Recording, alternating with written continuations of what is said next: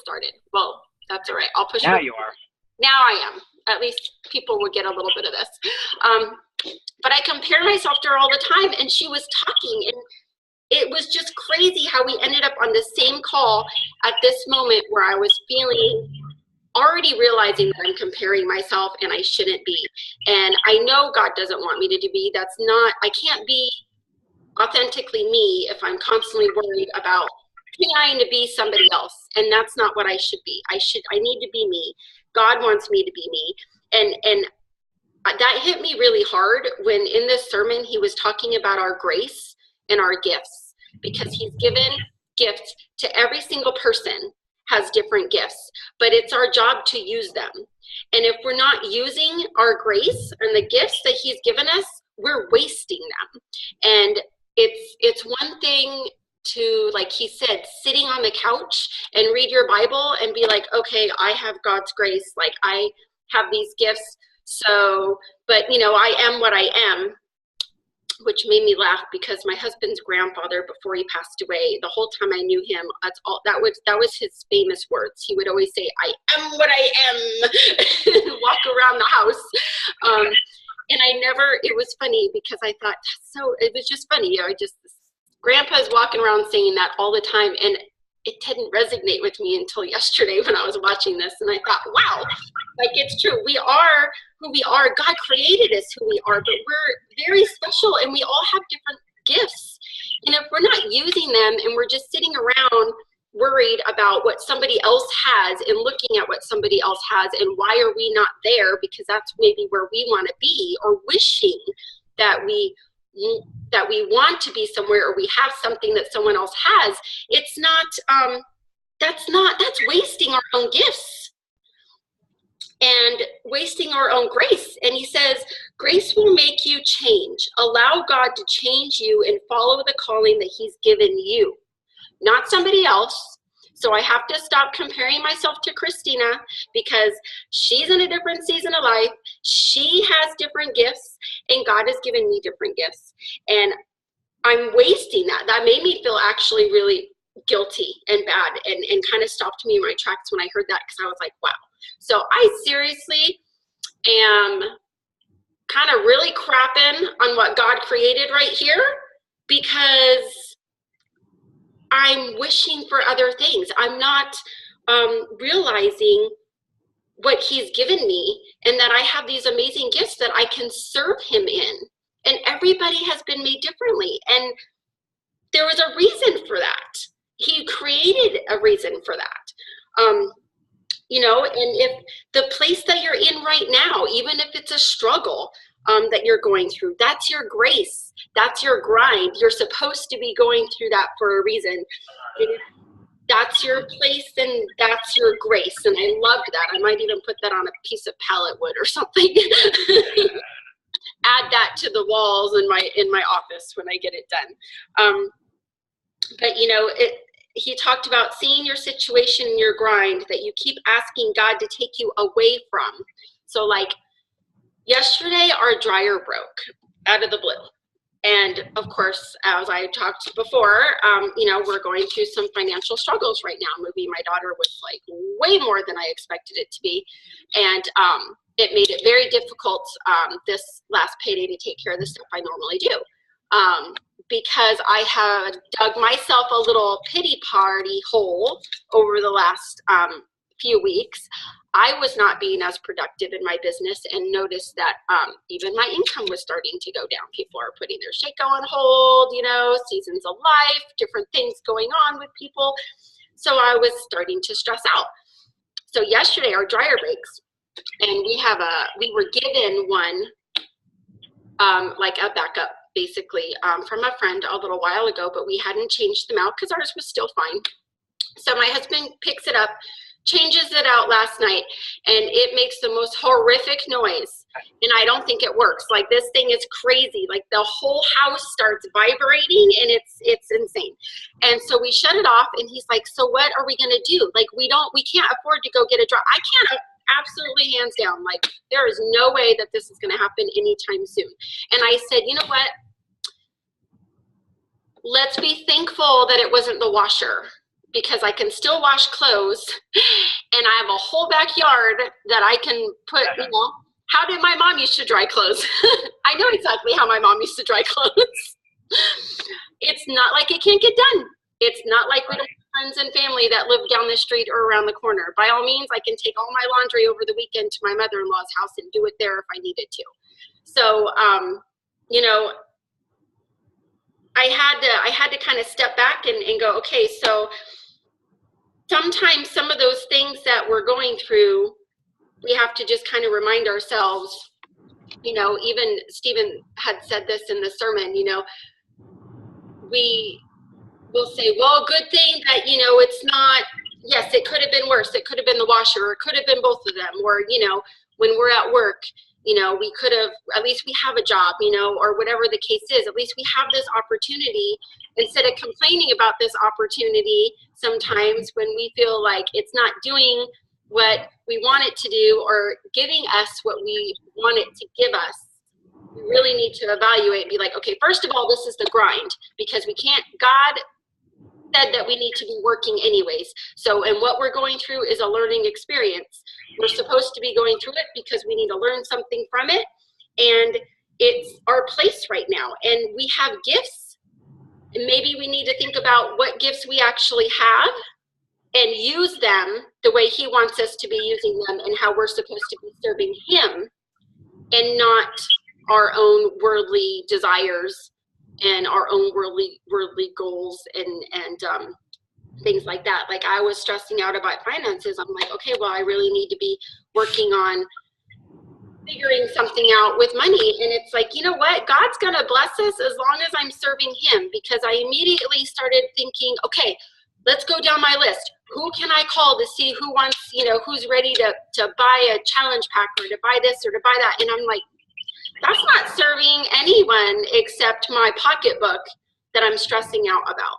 So if I just give my struggles to God, forget about that, use the gifts that He's given me and not waste them, and serve people the way that we should be serving people, and the blessings will come. They will be there. And when, where else did he say this? Hit me real hard. I'm trying to find it.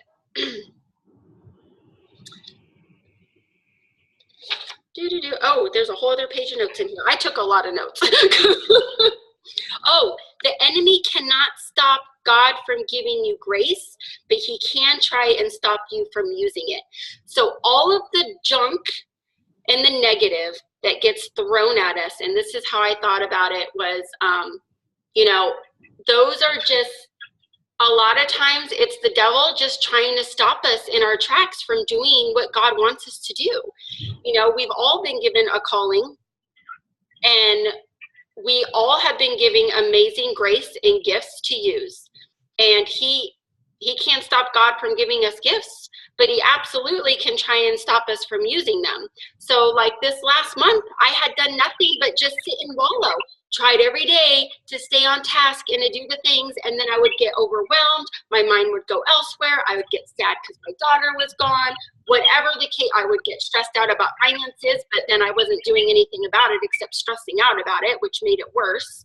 And then my relationship with my husband got strained, and both of us were kind of like edgy, you know, off and on all month long. And he was even like, what the heck's going on with you? You're like an emotional hot mess. And I had to finally just fall to my knees and realize that that's not where I want to be. And I needed to get out of that. And I needed to turn to God for that, because he's the one that is going, if I lean on him, he will be able to get me through the struggles.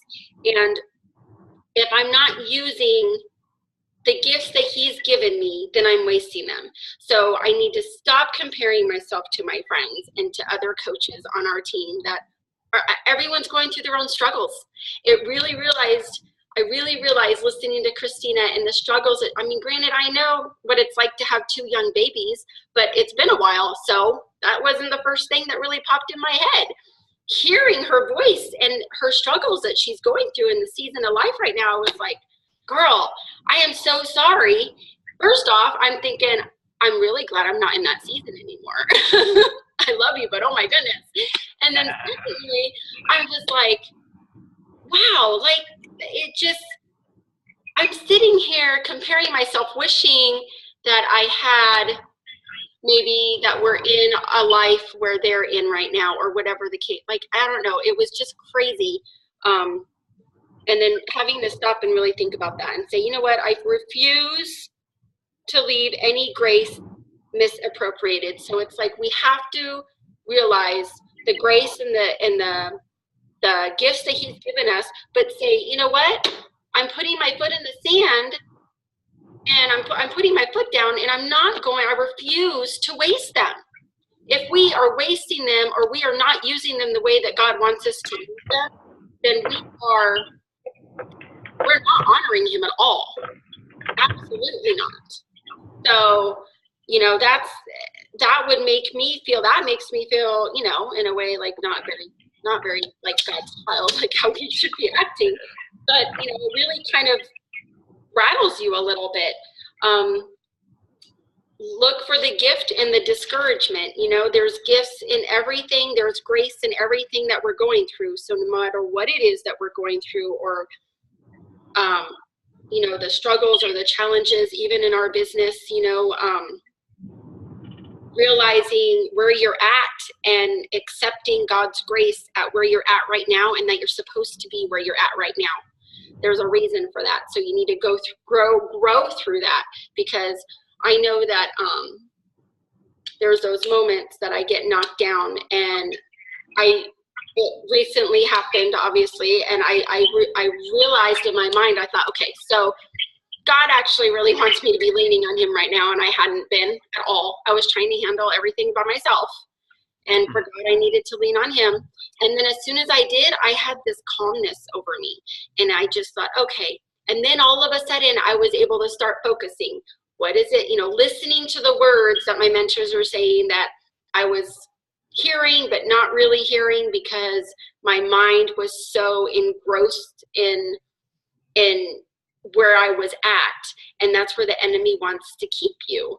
And, you know, you just have to know that that is the enemy talking when you feel like that, and that you have to push that aside and remember that you need to not be wasteful of God's gifts, and that what you're going through, there's a reason for it, and that we have to keep pushing through the grind. Like, the day is the grind, you know what I mean? We see these top coaches all the time, you know, Summer says it all the time, where we see the shiny. I see the shiny. I'm a sapphire. I get really excited about the shiny. And sometimes, you know, sometimes I want those moments. I've been asked to speak before about some things and I just love it. But I have to remember that when I speak, before I go up, I have to I pray and I say, okay, so God is going to use me in this situation. This isn't about me. This is about him, and the words that are coming out of my mouth. What do people need to hear right now? And that helps me remember that it's not the fact that I get to be on stage and I get to talk to people, because as a sapphire, I can get really excited about that moment. But remembering that it's for God and it's for the glory of God, and I'm not doing it for myself. And I think that we get caught up so much in all those shiny stuff, and even rank. I know that Summer was talking about that earlier this week, and I have as well. So stressed about keeping my diamond and trying to push to, you know, a star diamond position and all this stuff. And then I thought, I finally, earlier this week, actually said, you know what? I don't even care about rank. I seriously don't even care. All I care is that I can serve people in a way where I can be blessed, like I can bless others, so God will bless me and my family, so that I cannot be financially stressed, and he will allow us to have what we should have. He's not going to give me more, because have not been taking care of what I have, because it's been all about me, and my head. And sometimes it takes him knocking us down.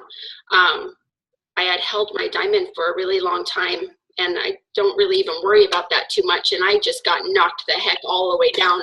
And I went, you know what, it's the first time in 3.5 years that it's not even important, because if I'm not happy and I don't have peace and I can't take care of my family in the ways that God's entrusting me to, then that rank is not even important.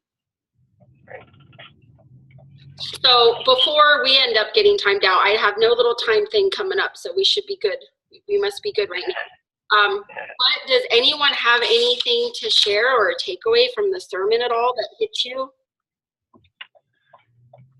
That's funny.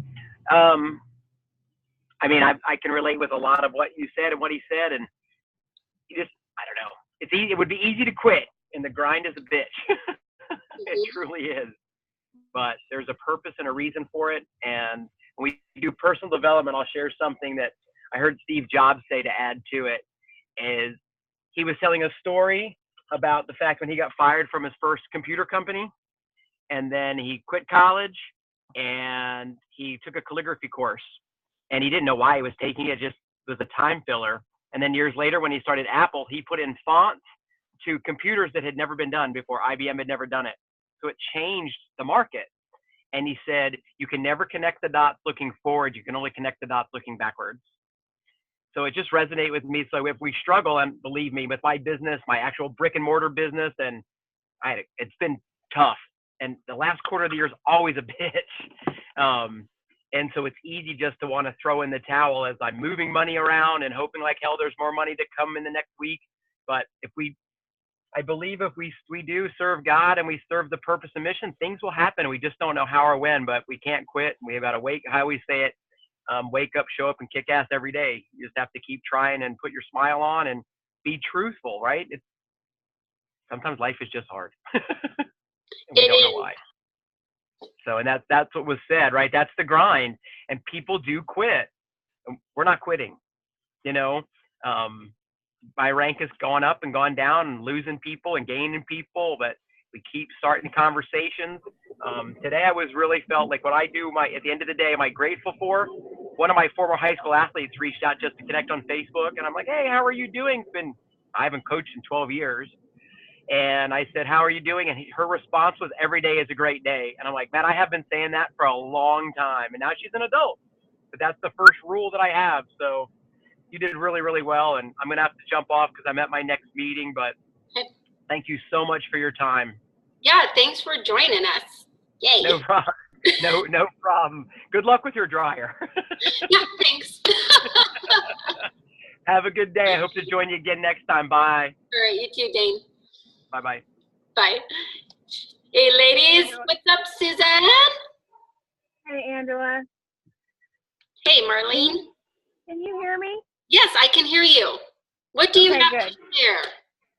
Well, what I have to share is this was the best thing for me. I'm actually on my way to a job interview right now. Oh. And I'm a nurse. I'm sure a lot of you know already that I'm a nurse. And my job that I'm currently in, I've been an ICU nurse for 15 years. And the job, I am completely burned out. And so it's like the grind is killing me. And so I desperately need a change, desperately, because it's actually robbing me of my peace with God. And so when I heard this sermon, I was like, oh my word, this is like perfect for me. And the thing about it is, one of the things that pushed me to change this is they fired my boss in the ICU. And the guy that took over is a slime ball. And I don't feel comfortable working for someone like that. And so that it actually put a fire under me to find something different. And when he talked about putting the bow on people and like putting the bow on the devil or putting the bow on people that are in your life that push you to gain your peace back, I was like, you know what? I need a life-size bow to stick on that sleeve. Because it's pushing me to do something different and to get my peace back in life. And so I'm actually going for a job interview right now for a hospice job. And it's actually something that I've wanted to do for a really long time. And I think it will be so rewarding to people in the last days of their life. And so I needed this on the way to this interview because I'm nervous. I always get nervous with interviews. I think everybody does. And so this is actually taking my mind off of those jitters. And I want to thank you for it. So. Oh, I'm so glad. You know what? Something that he said was that the grind is what produces the grace. And I had written that down and I thought, oh my gosh, like, because we can, you know, we have people in our lives like you have that have made it very difficult, you know, to have peace and to, you know, to work with, or whether it could even be family or, you know, our bosses or our, heck, anything that, you know, our coaches or challengers, like, and to make us feel at one moment and say, okay, we just need to throw our hands up in the air and just give up. You know, you could have just done something different. This pushed you outside your comfort zone a little bit and reevaluate where are you going and where do you want to be? What, you know, the gifts that God has given you, are you really utilizing them? In the way that you want to use them to be able to serve other people. And, you know, being in hospice is huge. My cousin is also a nurse. She's one of my coaches and a hospice nurse. And it's hard work and she loves it, but it is, I mean, fully rewarding. She's like, it to be able to serve people in their, you know, in their final months and their final days and things like that of life, really can be a huge impact. And the gifts that you have and the knowledge that you have, and even from being a part of this community and the way that you've grown, I'm sure, you know, how you are now and how you were years ago is probably very different. And because I know it is for me, and that you can give that to somebody, you know, be able to gift that with what the gifts that you have and gifting it to other people. And maybe this, you know, the grind that you were dealing with has just given you like that fire to say, you know what, I'm reevaluating and this is where maybe God is calling me to be, you know, this is the next season. So, you know, I'm so excited for you and we'll be praying for you. Totally. Yeah. I'm sure it'll be awesome. Yeah. And I think the thing that I love what he said about, or just like even, you know, I one of the things that I have struggled with for a long time is I am very, I almost was like proud to be an ICU nurse. Like that was like a thing for me. And letting go of that is kind of real that I'm not going to be an ICU nurse. And then I realized, you know what, Marlene, that it's strictly a proud thing. It's a pride thing. It's pride.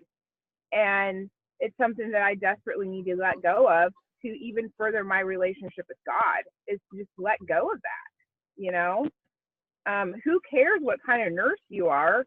Because just being a nurse is a great thing, you know, and even just being a Beachbody coach, you know, because sometimes I was one of those people that thought Beachbody coaches were crazy before I started.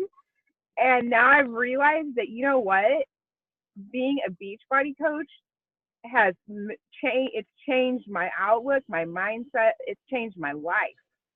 And so, you know, it's a gift. It's been a gift for me. You know, I have a very successful nursing career. I don't need Beachbody in my life, but I do need Beachbody in my life for so many other reasons than just financial. So, yeah. Definitely. Anyway, I love that. That's awesome. yeah. Susan, All right, you guys, I gotta go. Okay. Talk to you later. Awesome. Good luck. My friend. Thank you. Hey, Susan, we're probably going to time out here. Did you want to share anything about about the sermon or any big takeaway that you had or anything like that? I don't have my notes with me right now since I'm driving, but I just think it was like every one of them is always something I need to hear. Like, you always think you've heard it all, but every week it's just like something more that I have to hear. Like, we've just been going through so much in our family and our like with selling our house. Like, it's way harder than I ever anticipated. Like, we live in someone's backyard in a guest house, and I'm so blessed that we're there, but it's different. Like, it's hard, and it's been really hard on my kids, and so like this just gave me peace, like kind of, I guess you could say, like with what we are doing, like the financial burden like that I've experienced in October already. It's the 5th day of the month, and the financial like peace I have is so, it's worth it. Like, we are taking our kids to a football game in Boise, Idaho in 2 weeks, and we didn't even have to like bat an eye about it. Like, we can have that memory with our kids right now. And so like, as hard as times are, like I gave up my business last month. I gave up my fitness a lot. I've ate like crap, you know, but I felt so much worse. And then like this week, like I'm on day 4 of a workout program and eating better and no chocolate so far this week, which is huge because I was eating a whole lot of candy, like Sour Patch Kids and Snickers were helping me get through my life. And I feel so much better. Like, I'm tired, I'm detoxing and stuff, but I feel so much better. And like, my husband talked to me this weekend about, well, we went and had breakfast Friday after we met with our lawyer because we're adopting each other's kids. And it's been a long time coming. Like, we've been together 10 years and we are finally doing this. Like, financially, we probably could have done it. We didn't know how much it was going to cost, but so far, like, it hasn't been anything. I mean, he just charges per hour, so it's not a lot, but he's, like, being on the same page with Matt finally on that, like, that we are actually the kids as parents, like, I won't be called stepmom no more, like, that makes me so happy, and it just makes me realize, like, we've went through a lot in 10 years with family and friends and people questioning us and wondering if we're doing the right thing, and I don't regret 1 minute of it because it's made me stronger and it made me put up a fight, and I'm putting up the fight right now to be like, I am his mom, so no one else can tell me any different. Like, I will fight tooth and nail because I'm his mom and Matt's Braden's dad, and that's that. And then like, Matt has never opened up about like things like he felt with Braden until we started this, and so it was really awesome, like, to hear like a dad's perspective in it all, like, because of course it's a mom, like moms, you know, like your attachment to your kids and stuff, but Matt's son didn't experience that until me and him got together. And so going through counseling with him and all that, like, yes, like there's so many trials in life, but every trial brings us to something better. Like, I mean, I have so many people reach out to me. Yes, none of them have ever bought a challenge pack, but they're getting help, like, with their depression, or they'll reach out to me. And to me, like, that's way more worth it than, like, a challenge pack. Like, no, I didn't hit Success Club last month, but I had 6 people tell me that my post made a difference in their life. And to me, that's way worth it. Like, I'll do it forever just to help someone else's life be saved, like mine was. Like, I will never stop. Like, and it took me right back into a depression and like suicidal thoughts, and when I'm not plugged in, like, because it's the devil, like, completely controlling your life. Like, you're not with your coaching family, you're not with you know, this group, like you're not with any of them, and it just completely like terrorizes your life. Like, I mean, it was getting really scary again. And so me and Matt had a talk about it, and he told me, like, he's like, I don't care what it costs for you to stay. Like, to me, it's worth it. And to have him, like, on that support, like, because he's not always been super supportive. I mean, he still don't work out. He still don't eat the best. Like, I do all I can, but I can't fight with him. Like, it will come on his time. Right. And if, like, he was talking about how he would give anything to have a job where you can wake up every day and love what you do. And it hit me so hard because I was like, I have that. I have that vehicle, like, for myself, but I can do that for him. And I have never wanted to fight for, like, I mean, one of our first things was to go debt free. Well, we sold our house and we're well on our way of that. So to me, it wasn't like, I was like, oh, I have struggled with clarity since we've sold our house, because I'm like, okay, well, we've met that. Like, yes, we're going to build a house and we'll have that, but all, like, to me, I would rather have a house payment than 17 credit cards. We didn't have